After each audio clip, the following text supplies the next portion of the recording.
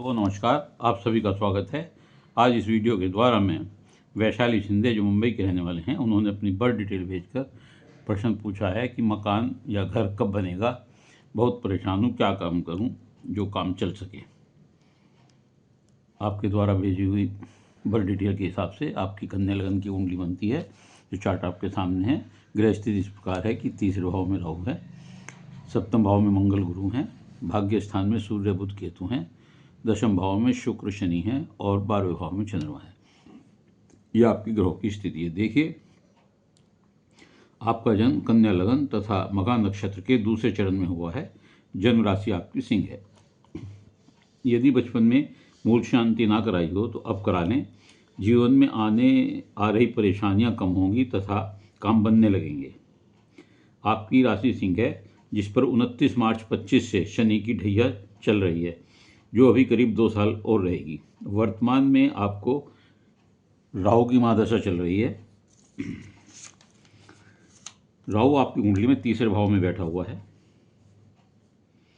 तीसरे भाव में राहु की स्थिति बहुत अच्छी होती है, बैठना उत्तम होता है और राहु की ही महादशा चल रही है। राहु यहाँ बैठकर अच्छा फल देगा, आपके सभी रुके हुए काम कराएगा। राहु तीसरे बैठकर स्ट्रॉन्ग विल पावर देता है, समस्याओं से लड़ने की क्षमता देता है, शत्रुओं को परास्त करता है, आपको जिद्दी बनाता है। जो आप करने की सोच लेते हैं, ऐसा व्यक्ति जो कुछ करने की सोच लेता है उसे अपने दम पर ही करके सांस लेता रुकता है। अपनी बात सभी लोगों के सामने स्पष्ट रूप से रख देता है। इससे कुछ लोगों से विचार भिन्नता भी हो जाती है, लेकिन राहु आपको अल्टीमेटली, राहु की दशा है, लंबी चलेगी, 18 साल चलेगी। ये आपको सब सुविधाएं, सब जीवन में अच्छा स्तर आपको जीने का देगा। जो परेशानियां थी वो समझो आपकी खत्म हो रही हैं। वर्तमान में गुरु की स्थिति गोचर में भी ठीक है। आप 2026 में अर्थात 51वें 52वें वर्ष में मकान या प्लॉट या जायदाद लेने का काम कर सकते हैं। इस पर धन भी खर्च करने की संभावना है। अन्यथा फिर 26/3/26 से 20/8/28 के बीच जब राहु में गुरु का अंतर चलेगा तो आपके घर की समस्या का समाधान निकलेगा।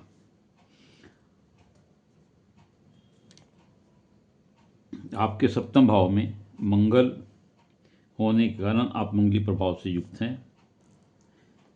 भाग्य स्थान में बुध आदित्य योग है, सूर्य बुध बैठे हुए हैं तो बुध आदित्य योग बना रहे हैं, लेकिन सूर्य के साथ केतु भी यहाँ मौजूद है, तो ये ग्रहण दोष बनाते हैं। इसका उपाय आप करें, और इसका उपाय ये है कि आप गणपति केतु के लिए गणपति की पूजा करें, कान में सोना धारण करें और शिव का रुद्राभिषेक करें, तो ये दोष दूर होगा। इससे आपके रुके हुए काम अभिविधान भाग्य साथ देने लगेगा, भाग्य की वृद्धि भी होगी, भाग्य साथ देने लगेगा। पिता से संबंध भी यहाँ पर दिक्कतदायक होते हैं। अगर आप पिता की या पिता तुल्य लोगों की या गुरुओं की, ब्राह्मणों की सेवा करें और उनका मान सम्मान करेंगे तो भी ये दोष दूर होगा। दशम भाव में शनि शुक्र जो बैठे हुए हैं, ये मालव्य योग बनाते हैं, जो आपको कला, वास्तुकला, कानून, डिजाइनिंग क्षेत्र, आर्किटेक्ट क्षेत्रों में, इंटीरियर डेकोरेशन के क्षेत्र में या इनसे संबंधित कोई काम हो, उनमें पूर्ण सफलता देते हैं। ये आपको वकालत के क्षेत्र में भी या लीगल शिक्षा के क्षेत्र में भी या इससे संबंधित किसी कार्य में भी आपको सफलता देते हैं। यह योग सुख समृद्धि देता है, मान सम्मान, पद प्रतिष्ठा दिलाता है, धनवान बनाता है। तो आपकी कुंडली जैसा आपने प्रश्न किया है उस तरह की नहीं है, आपका समय अब ठीक आ रहा है। सप्तम भाव में जो मंगल के साथ गुरु की युक्ति है, यह भी राजयोग बनाती है। ऐसे व्यक्ति अपने जीवन में बड़ी संपत्ति बनाते हैं और पत्नी की आय से भी लाभ होता है। आपकी परेशानियों का समय समाप्त हो चुका है। राहु की दशा अच्छी रहेगी। मूल शांति कराएं, ग्रहण दोष की शांति कराएं, केतु की शांति कराएं।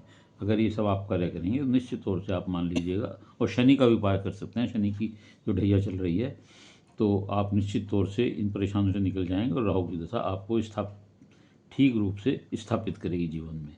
उम्मीद है आपको अपने प्रश्नों का उत्तर मिल गया होगा। यदि ये वीडियो आपको अच्छी लगी तो इसे लाइक करिएगा, शेयर करिएगा, कमेंट्स बॉक्स में जाकर अपने विचार लिखिएगा। इसके अलावा यदि किसी और का कोई प्रश्न हो तो वे मेरे चैनल को सब्सक्राइब करते हुए अपनी डिटेल भेजकर एक सवाल पूछ सकता है, उत्तर अवश्य दूंगा। ये मेरी निःशुल्क सेवा है। धन्यवाद।